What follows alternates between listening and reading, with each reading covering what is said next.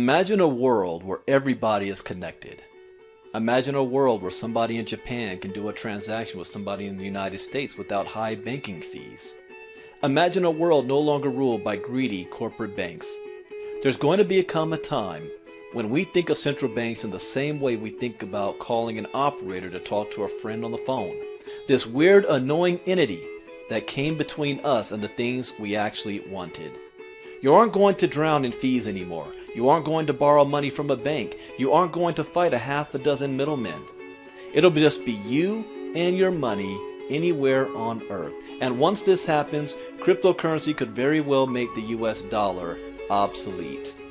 Once people understand how easy this is and get used to it, the demand for legacy money controlled by a government and bank is going to plummet like a rock.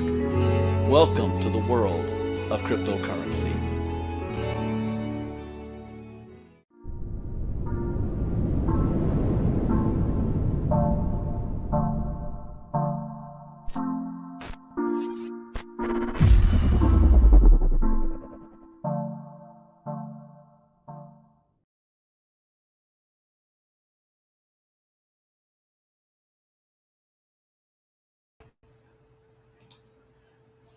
Oops, wrong. This one. There we go. All right, welcome everybody to Late Night Crypto Talk. Bitcoin Brandon from Los Angeles, California. You can go ahead and type in the chat box where you're listening in from. As a disclaimer, I am not a licensed financial advisor to be giving financial advice. I read the news, give my opinion, share a suggestion, and it is up to you to make your own informed, intelligent decision on which direction you want to move into. Tonight, we're going to talk about something specific, NFTs. NFTs. Now, maybe about a month ago, I made the announcement that I am heavily, especially going into 2022, going to be diving into the NFT space by investing in some projects, purchasing some NFTs. I'm writing a course on our crypto education on NFTs. I have at least 15 videos just on NFTs alone. And so this is going to be what I believe every year there is a new thing within the crypto space. You want to call it flavor of the month or the hottest thing. Last year was all about smart contracts and DeFi. This year, 2022, is going to be all about NFTs and metaverse. So you're going to see a lot of business opportunities, programs, investments, even scams and Ponzi's out there are going to pop up to take advantage of NFTs and the metaverse. So it's very, very important that this is something that we understand. We know what it is, how it works, and then we can decide how we want to be engaged in it. There is not going to be just one thing that fits them all. You know, there's going to be many different ways for getting involved in this space. But before we get into that, let's go ahead and I'm going to share a screen and let's see what's going on. What does the crypto market look like right now? So share screen.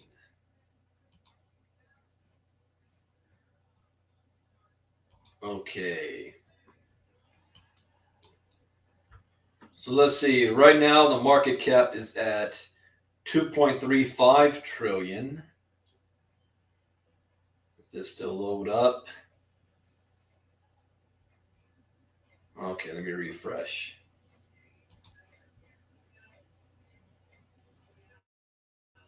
See how so far I see Janelle on from Colorado, Tony Pinkston from Philly, Wileen from Detroit, James Davis. Man, I thought you was gone, disappeared. I hadn't seen you in a while. I know you made that crypto money and decided to go on the beaches. Welcome, James. Happy New Year's. Shauna Ross, Charlotte, North Carolina. Marnita Casa from Colorado. Faye Harris from Temecula. Bulls on the line. I see you, Prelvis. Rick Jones from Columbia, South America. Brenda from Bend, Oregon. All right, the market cap is at 2.35 trillion. It is up 1.2%. Oh, cool. I want to see what this is going to be like tomorrow morning when I do crypto talk. Bitcoin dominance is at 37.2%. Ethereum is at 19.3%. So Really so much flatline if I look across the board. But we're going to talk about NFTs tonight. Now, Prelvis Bull sent me an article a couple of days ago, and it was on the metaverse. And I put it in a folder that I'm going to be researching when it comes to when I'm adding my NFT videos. And he said this might be a good topic for Crypto Talk. Then I get a phone call from my cousin Marnita, who also said the same thing. Hey, you got to look at that article that Prelvis sent you. Good topic for Crypto Talk. NFTs. Say, you know what? All right. Yeah, let's jump into this. We will jump into this together for all of you guys. Now, you know how I like to do things. I don't just read, the articles. There's one thing about reading it. There's another thing about understanding it. I like to break things down because I learn a certain way. I have no shame or saying that I have a learning disability. And I wasn't even caught with this until I was in college. The psychologists were like, you know what? You're going through school with one arm tied behind your back. How you doing that? So my parents said, you just got to work harder. We didn't know anything was wrong. But I have what's called auditory processing disorder. So when I read, see, and hear things, I don't process it the same way a normal person does. Sometimes I get it right away. A lot of times I don't. And I store things in my brain. So when I read a certain way, and I'll stop, pause, and share. And this looks like this is going to be a long article, which means we'll see how much we get through tonight. But I might make this a multi-night series for this, just like we did how $1,000 can change your life. You guys like that series? How $1,000 can change your life, going from $100, $1,000, and $10,000. And I also would like to correct, because there are a couple of NFT projects I'm a part of. I've been running my mouth about the TOAX, and I kept saying TOAX nodes when it's TOAX NFTs. Some people that just bought some more of those tonight. I think that's going to be a big deal, especially with the coins that comes with it. And by the way, anybody that gets a TOAX NFT starting now, you're going to get double the tokens that comes with it. So normally you would have got 2,022 Kins coin. You're now going to get 4,400 and something Kins coins, 4,044, something like that. Kins coins, double if you get an NFT. So let's go on to this article. And I'll talk more about that and show you how can you get the TOAX NFTs at the end. So this is, what are NFTs? And why are people spending millions of dollars on them? How many of you out there right now that's listening, how many of you have bought, created, owned, or participating in any type of NFT project? Go ahead and type me. I don't want to hear what project it is, just type me. If you own any, created any, or you're part of any NFT type projects, because this is going to be the hottest industry this year, this and metaverse. So what are NFTs, and why are people spending millions of dollars on them? See, my first time buying NFTs was what, 2 weeks ago? That was my first time. So let's see what we got here. NFT Mania. We haven't seen nothing yet. NFT Mania. I see you guys. Wileen, Gerald Garner, Dion, Prelvis. No problem, man. Keep sending me this good stuff. 2021 saw an extreme economic explosion in the sale of NFTs. And NFT stands for non-fungible tokens. And my mom, when she heard the word NFT, she said, what does that mean? I said, non-fungible tokens. What does that mean? What does that mean? Well, let's see what this article can cover it without me having to go off on a tangent. So total sales from the year hitting over $12 billion. $12 billion. Essentially, people have been paying unprecedented amounts of money to own JPEG images that could freely be downloaded from the internet. And why is that? Well, it's a copy. Okay, let's put it this way. Have you guys ever seen the Mona Lisa? Picasso type stuff. if you were a thief and you wanted to steal a Picasso, why would you want to risk going through security to get the real Picasso when you can just download an image of it and print it up, an identical duplicate? Because it's not the original. See, this is the difference between the internet and the blockchain, and why the blockchain is the Internet 3.0. See, the internet brought about what we call information superhighway, the ability to share information, not transfer information. There's a difference. Share information means I have the information, I'm sharing with you, you have the information, now we both have the information.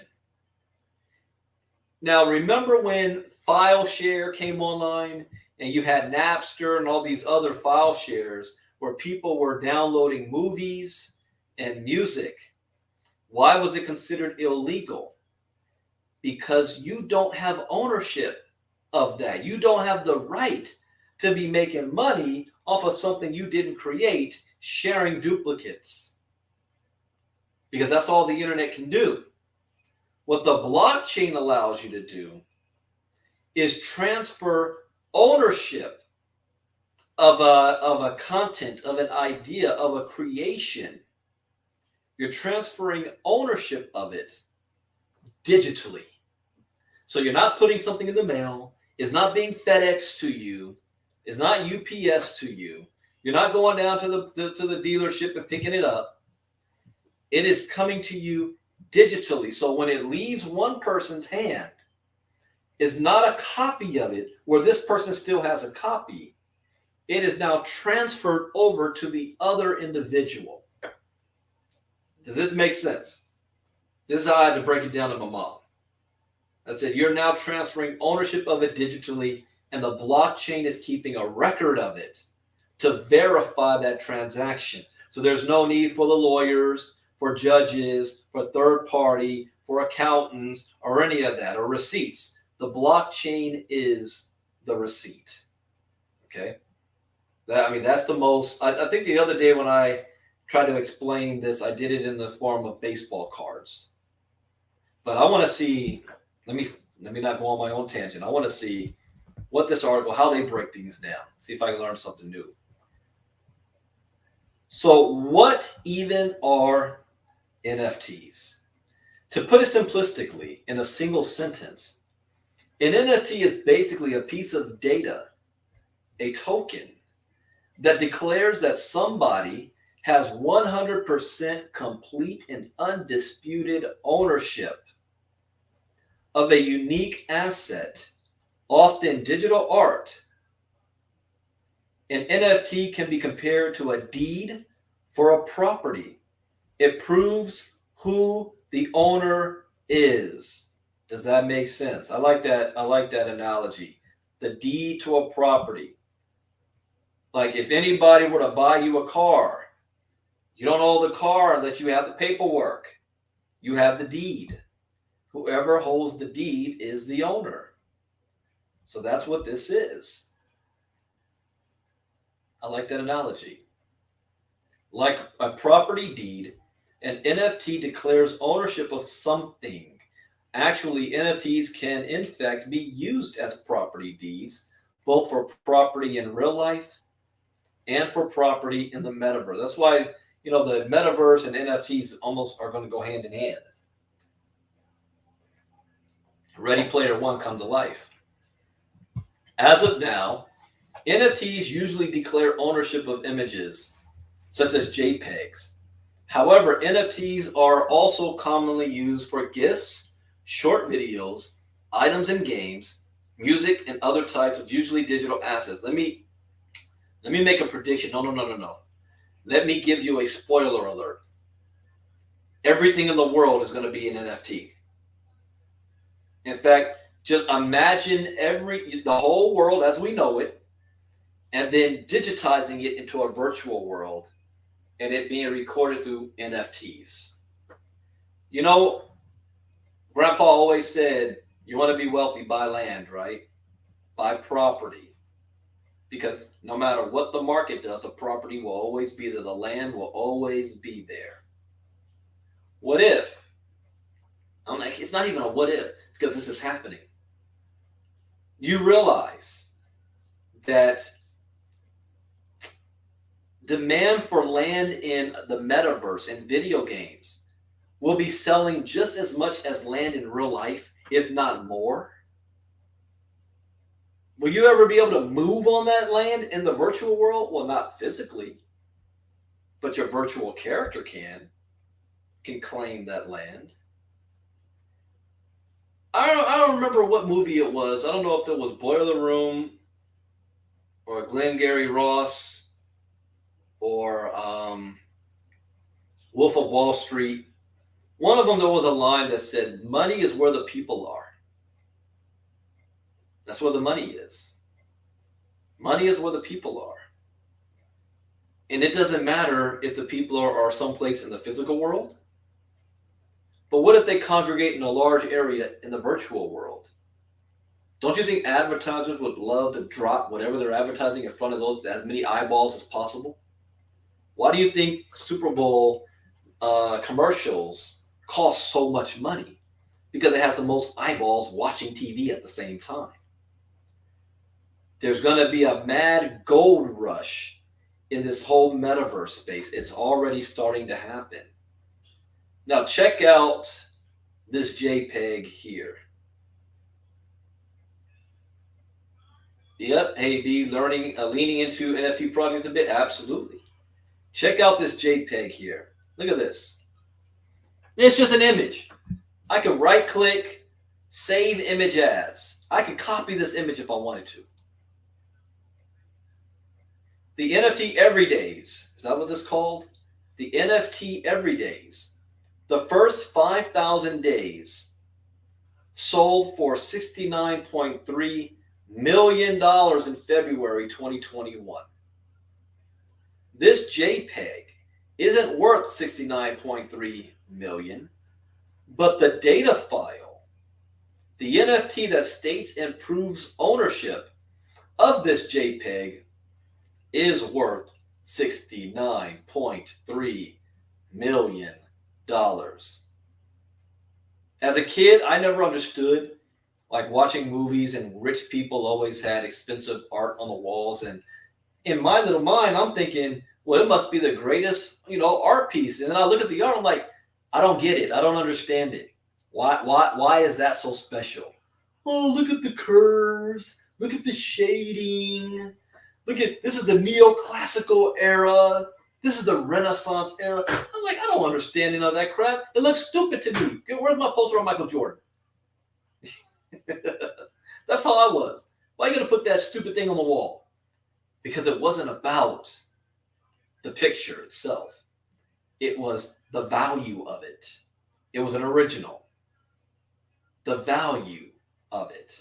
Same thing here. It ain't about this picture. It's the value of it, who owns it, and its scarcity. Okay, however, it's worth noting that the term NFT is commonly used to refer to the asset itself, such as the JPEG image, even though the actual NFT is really just the deed of ownership that simply points to the asset. That's something important to know. I need to make a mental note of that. I'm going to read that one more time because this is important. It's worth noting that the term NFT is commonly used to refer to the asset itself, meaning this is an NFT. Even though the actual NFT is really just the deed of ownership, the JPEG data itself, the data file that points to the asset. It's like when people say, what's Ripple and then what's XRP? Aren't they the same thing? No. Ripple is the company. XRP is the token that refers and represents the company. So this is interesting. I wanted to see if they're ever going to change this up. See, I'm learning as we go with you guys right now. The intricacies of NFTs are more complex than that. We'll get a bit more into those details later. For now, possibly the more important question is, why are people spending so much money on NFTs? Why is that? Why do you guys think that is? Why do you spend money on NFTs? Why? There's a couple of reasons why I would spend money on an NFT. Number one, store of value, like buying art, store of value. Number two, because I want to make money on it when that value goes up. And I think number two reason is why 90% of the people get on NFTs in the first place. I was talking to a business partner of mine, and we were talking about long-term effects of Bitcoin, and that we don't see Bitcoin as a means of getting rich. We see Bitcoin as a means of preserving our wealth. We see the other altcoins as a means of getting rich. Some of you will get that, what I mean by that. The same thing here with NFTs. Why do you buy NFTs? Marnita says opportunity. So different people will have different reasons for buying an NFT. In order to answer this question, it's important to understand the psychology, that's my game right there, and nature of human beings. The real question is, what makes something valuable to people? Do you really want to know the answer to that? What makes something valuable to people? When somebody else has it and you can't get your hands on it. It doesn't matter what it is. I could turn around and act like this little coin right here that says B on it, representing Bitcoin. On the back end, I think that's the Queen of England.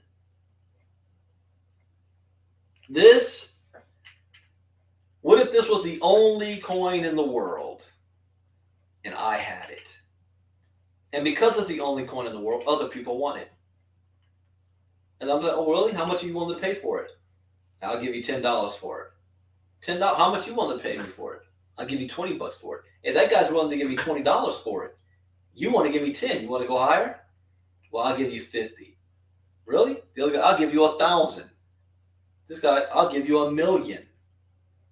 What makes something valuable? Something that is rare that you can't have.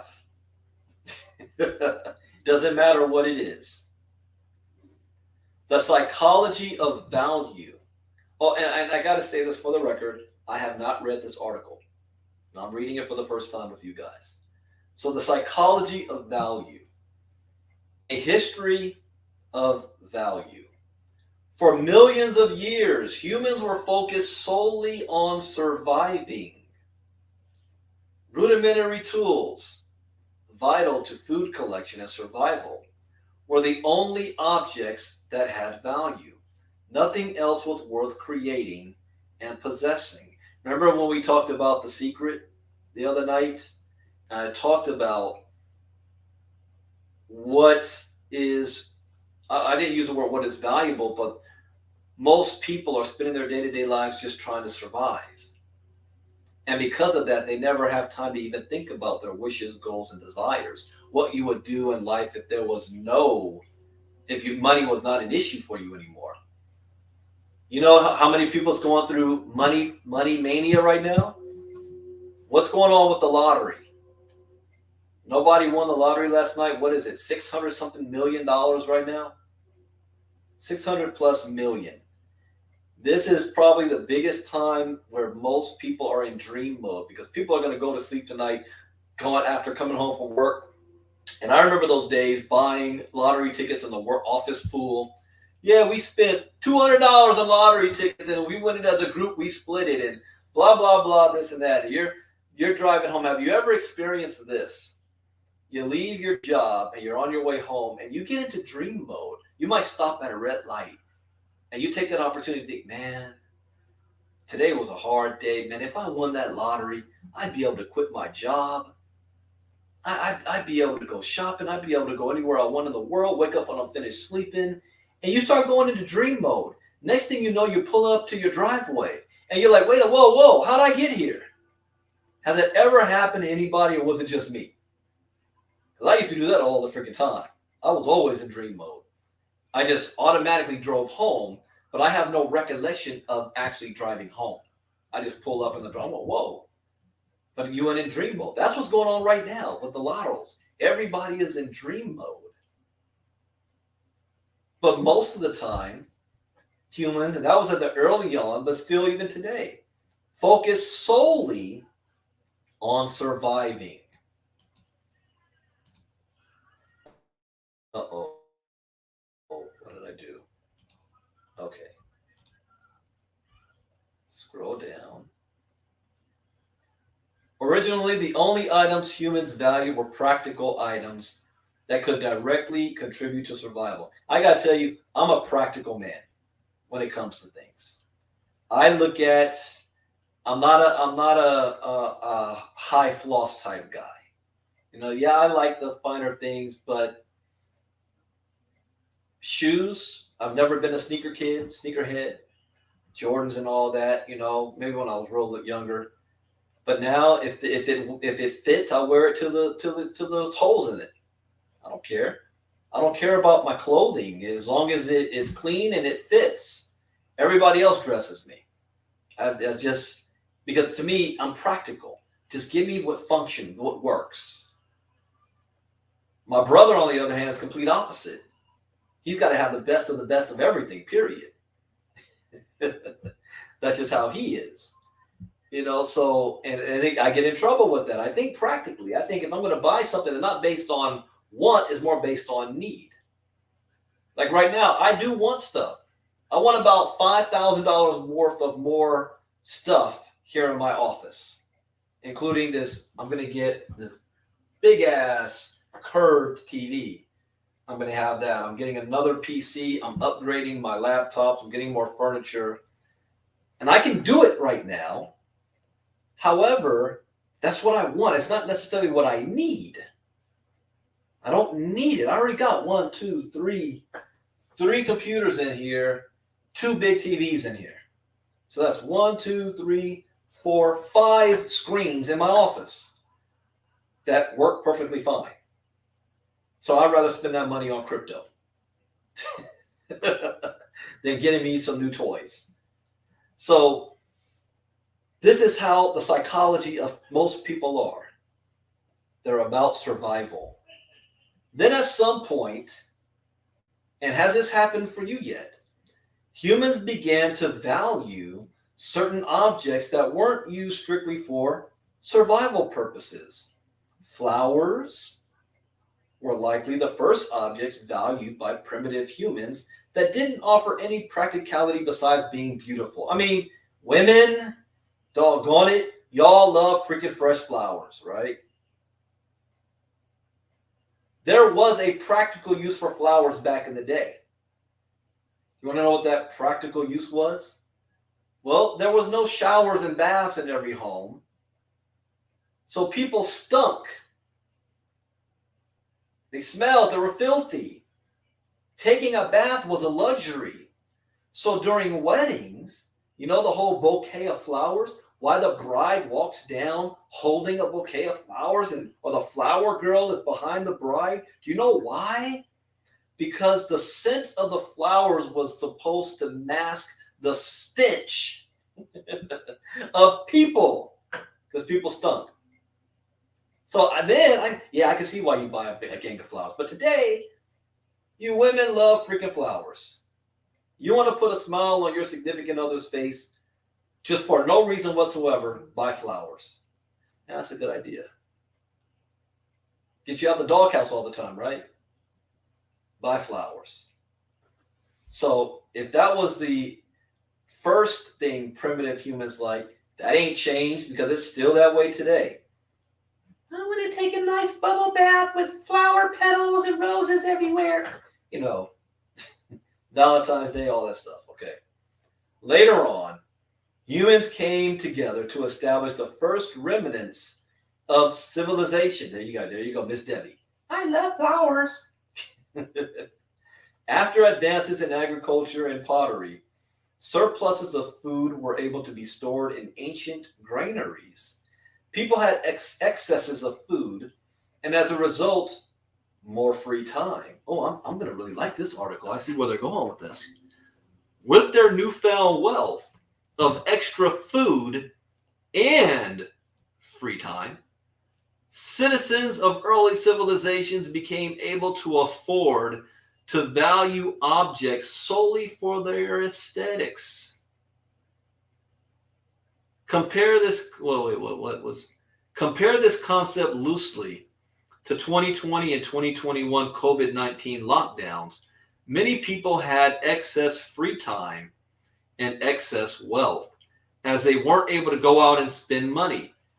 This is the environment that contributed to breeding the exponential rise in value of NFTs. I partially agree with that. Let me ask you guys this question. Has your spending gone down because of COVID? Go back to 2020. I think the opposite. I can only speak in my household. In my household, spending went up because of COVID. It went up. Now, granted, I work from home anyway, so there was no real lifestyle change for me. I'm already home all the doggone time. So COVID lockdowns didn't do nothing to me. But from people that I know and I've talked to, spending actually went up during COVID because now you got to stock the house full of stuff. You got your kids there 24/7. They eat like elephants, and there's never enough food, and you're buying things online because you can't go to the store. And now that you're online, you don't have to wait walking up and down in every single aisle. You just type in what you want and buy it. I mean, we still got FedEx and stuff coming like clockwork every day. Yesterday, I got this in the mail. 2 wallets that I don't need. I don't even remember. I barely remember ordering them. And it was late at night. I saw an advertisement on my computer. Oh, that looks cool. Let me get it. 3 months later, I get it. I'm like, what do I got? I don't need that. We buy. In fact, I had another package came today of an external hard drive. I paid like $150 for it a month and a half ago. I forgot about it, and it arrived today. We spend more. What do you guys say? Toilet paper. Oh, my wife went freaking crazy. We got enough toilet paper to last like 2 years. The apocalypse, if need be. Stacked up. Well, and I still don't understand. What the hell? Remember the whole COVID thing got started? Everybody's running to the store, cleaning off toilet paper and paper towels. Right now, I've noticed there's a shortage of water jugs in the grocery stores. I started to notice that. I'm like, what's up with this? All right, anyways. So I don't agree with this part of it.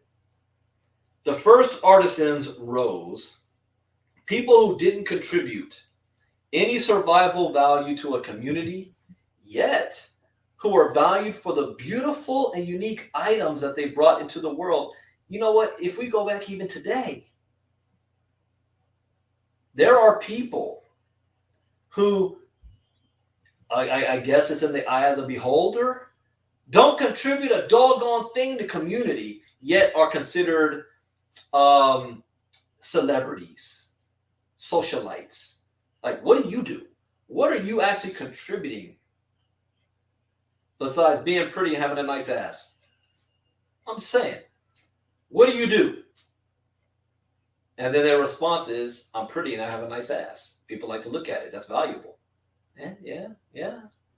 What is the definition of value? That is in the eye of the beholder. What are you willing to pay? I didn't understand for a long time until recently what OnlyFans is. Don't hey, this is late night crypto talk. Don't act like you don't know what I'm talking about. I didn't. Marnita explained it to me a little bit. I was like, what? Is that what they do? Making a whole lot of money off of that. But how is that contributing to society?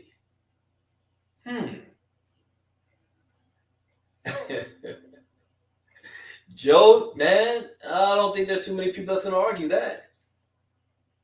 The first artisans rose, people who didn't contribute any survival value. I missed that. They didn't contribute any survival value. Do the Kardashians contribute any survival value to us? There is something called entertainment value, but entertainment was brought on for a different reason. And most people don't even know that. Entertainment was brought on to keep the masses distracted and forget about their problems. It was an escape. And that's also been around since the beginning of time for humanity. So the first artisans rose, people who didn't contribute any survival value to a community, yet who were valued for the beautiful and unique items that they brought into the world. So besides you using your own body, what if you're good at drawing beautiful things? What if you were good at creating with clay and mud and nice ornaments that people wanted to buy and decorate around their house? It has no survival value, but it has other value for the community.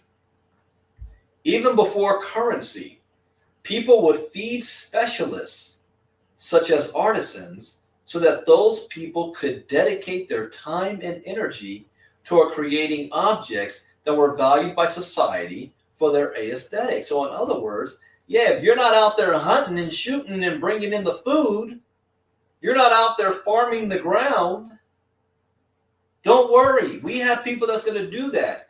And they're going to share some of the food that they are gathering to you so that you can spend your time making beautiful things for us. It's that whole barter type system going in. You guys feel me on this? This is what happens with humans. Once people have enough of an abundance to meet their basic needs, they will begin to spend resources, wealth on other objects that hold only aesthetic value. Basically, people will always find something to spend their excess wealth on. It's what gives life meaning for many. But what if you don't have excess wealth, but you're still spending anyway? We call that debt. We call that debt. We call that keeping up with the Joneses, right? You want to know one of the greatest feelings the first time I had? It was when the end of the month came, because most people live on the 15th and the 1st of the month. The end of the month came. I remember this very first time when my head exploded. When all your bills were paid, okay? Because normally when all your bills are paid, how much are you left with? What, $20? $100? Hey, but I got my bills paid. That's all that matters. Food on the table. Kids got clothing, paying for school and medical. I did all of that. Phone bills paid, cable, everything. But man, I ain't got nothing left till next payday.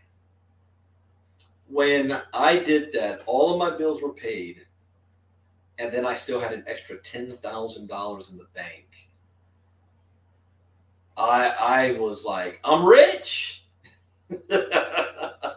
I can buy whatever I want right now and not worry about not being able to pay my bill. Let me go buy a couple toys. And then really, when all your bills were paid, and then you still have an extra $100,000. Just think about that.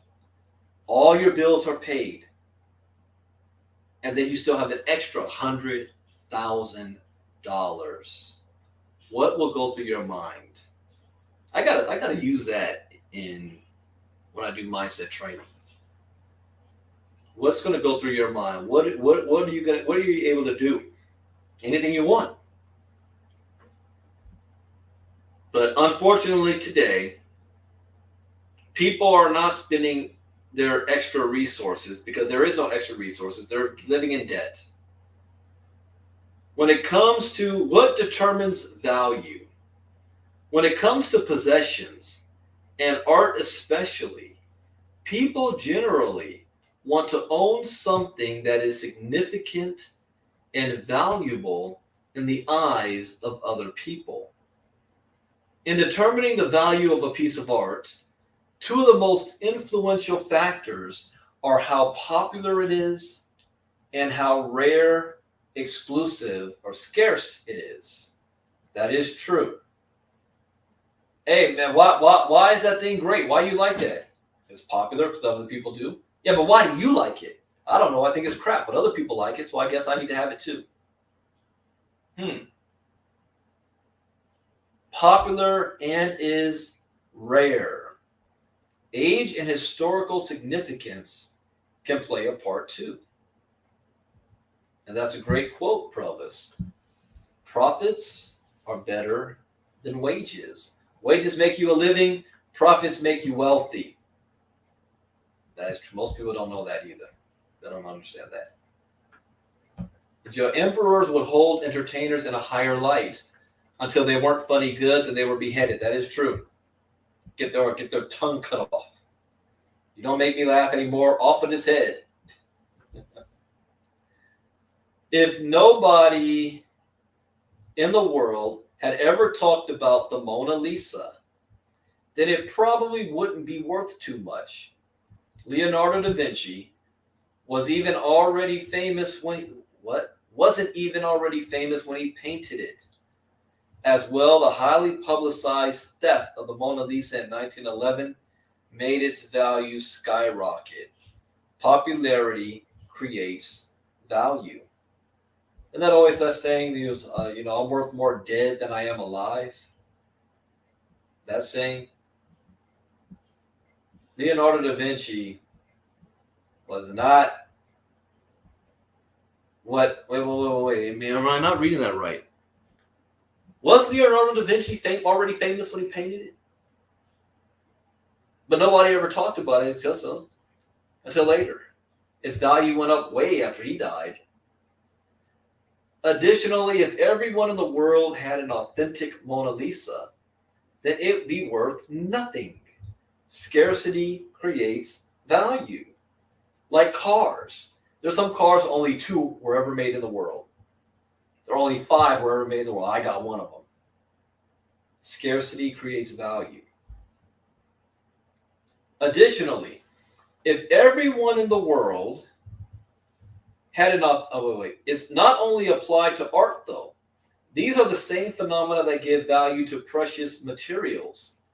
Diamonds, gold, etc. Luxury brand name clothing, collectibles of any type, trading cards, coins, etc. Remember I talked about baseball cards. And certain restaurants and bars. Nobody would pay thousands of dollars for a Louis Vuitton bag if they'd never heard that name before. Diamonds would be worthless if they rained from the sky. I remember in high school, what was it at the time? Cross colors, Carl Kanai, if I can remember, back in the 90s. Everybody had to have the name brand stuff, and I'm like, I don't care. I only cared once when I did want some of these specific Jordans because I thought that they were going to make me jump higher. And my dad ends up getting me these wax shoes that I felt was going to make my game worse, especially make me look bad running up and down the court, people looking at my feet. But I think it was Carl Kanai, Calvin Klein, and Cross Colors. I remember one of my boys was all excited because he had Calvin Klein underwear, and some of us were like, "What are you so excited about? The girls ain't gonna see your underwear." Yeah, but if I sag and it shows Calvin Klein, really, I've never been like that. But that's why I'm gonna have to have others dress me, especially when we're hitting the roads and stuff, because I don't care. It's not only applied to art, same value with precious metals, blah, blah, blah. Diamonds would be worthless if they rained from the sky. That is true. Okay, what is this here? Oh, one of the early baseball cards. This Honus Wagner baseball card was sold for $6.6 million. Oh yeah, FUBU. Fubu though was a little later. No, well you're younger than me, Marnita. So yeah, like for your time, Fubu. I think Fubu was more right when I got closer to college. This Honus Wagner baseball card was sold for 6.6 million in August 2021. It is the most expensive baseball card in existence, primarily because there was less than 200 of them made. $6.6 million baseball card.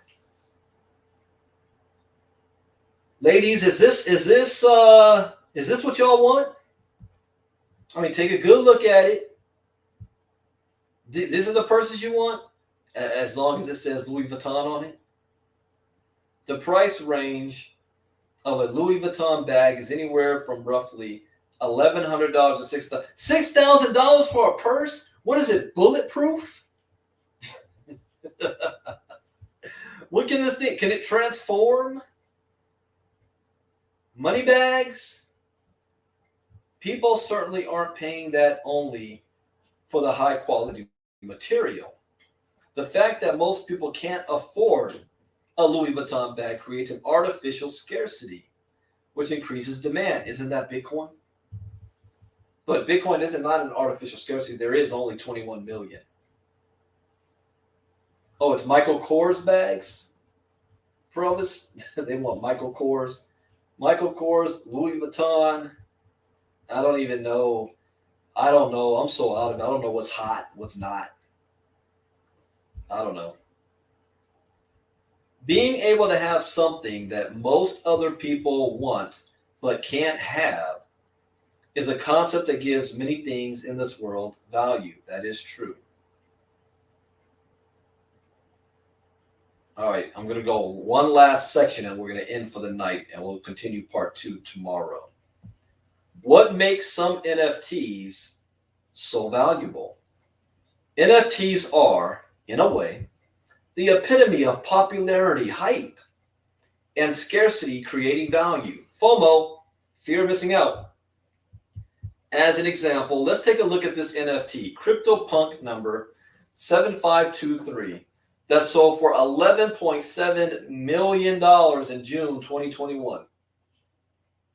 This thing right here sold for 11.7 million. That's it, right there. How much talent did it take to create this NFT? How much time and effort? How much pure creativity did this take? How much pure creativity originating from the deepest corners of the subconscious mind and soul? Clearly, is not really the talent of the artist that makes this NFT worth $11.7 million. Right? Oh, yeah, I remember that. Calvin Klein's jeans. Nothing comes between me and my Calvins. The insinuation, huh? So what makes this NFT so valuable? There are a few reasons. For starters, this type of NFT, a CryptoPunk, has historical value as being one of the first types of NFTs ever minted, meaning created. CryptoPunks officially became NFTs back in June 2017. So they're pretty much ancient art in the world of NFTs. Another of the main reasons why NFTs such as CryptoPunks are so valuable is simply because enough people talk about them and agree that they are valuable. When they were first created, CryptoPunks were worth between $1 to $34 each. Then CryptoPunks gradually started gaining more and more hype in crypto communities. Then one day, Bob spent $100 to purchase a CryptoPunk NFT, which made Tim realize that these NFTs are worth at least $100. So Tim paid $125 to buy one. The escalating pattern repeated until these things were selling for hundreds of thousands and even millions of dollars. Wow. It's the human psychology behind it. Something is worth simply what the last person was willing to pay for it. Actually, this is kind of what happens with most cryptocurrencies too. That's correct. Another ingredient that is completely necessary for creating value in NFTs is scarcity. There were only 10,000 CryptoPunk NFTs created, and there won't ever be any more CryptoPunk NFTs created again. Really? So then what's to stop someone from taking 5 minutes to plop a few pixels into Microsoft Paint and just duplicate a CryptoPunk? How about if I just right-click that image, save it to my computer? Won't I also have an $11.7 million image then? No. Hey, didn't I just do that earlier? I did the right-click save just to show you guys.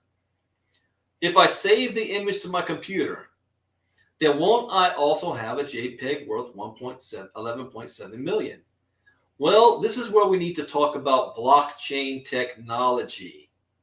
Without blockchain technology, these multi-million-dollar JPEGs will be worth peanuts or nothing. And we're going to stop right there because we're coming to the top of the hour. All right, I'm loving this. I love this series. You guys learn anything new? Type in the chat box if you like learning about these NFT, how NFTs work, how the whole process. We're kind of covering the history of money, or rather, the history of resources. Because money is just a resource, it's just a tool. And there's many different things that can represent money. Money's a word that represents transactions or a certain type of transaction. So money could be this. Money could be my G-Point debit card I got right here. Money could be, let's see what else money could be. Money could be this $20 bill. Money could be debit card, right? What makes these things worth something? We do, because we say so, because we value it. And we all have the same trusted value of an item. That's why. Antiques? Yeah, antiques as well. So, all right, so that is it for this crypto talk. I'm going to do another one, late night crypto talk, tomorrow night. And we will pick up where I left off, where blockchain technology and NFTs. We're going to pick up there.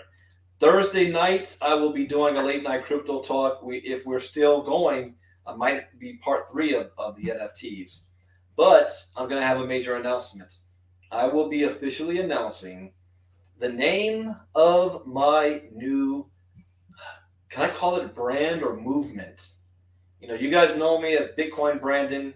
I have 3-course crypto where my first 3 courses for crypto education has been hosted. But now it is now going to go on a much, much bigger scale. And it's going to be starting with a 5-day challenge later this month. So I will be talking about that Thursday night. I will also eventually, I'm not sure how soon, but I will be having an affiliate attached to it as well that will allow people to make money, not just learn from crypto education, but also earn from sharing it with others who also want to get crypto education. I've got 60 more videos coming out, and there's actually 4 topics. I have 5, how soon I can have ready. I just will be metaverse, NFTs, DeFi, and one that I almost finished. Oh, I closed that window out. Oh, it's away with the computer. Is Internet of Things. I want to add that in there, the Internet of Things, because I've already got that lesson plan written out. I just haven't recorded the videos. And 2-tier is the goal, Joe. That is the goal. But I am not creating an MLM company or a network marketing company. It's going to be more along the lines of Les Brown, Tony Robbins, Bob Proctor, because I'm going to be doing Bitcoin boot camps. I'll be doing seminars. We'll be doing events around the country and the world involving with crypto.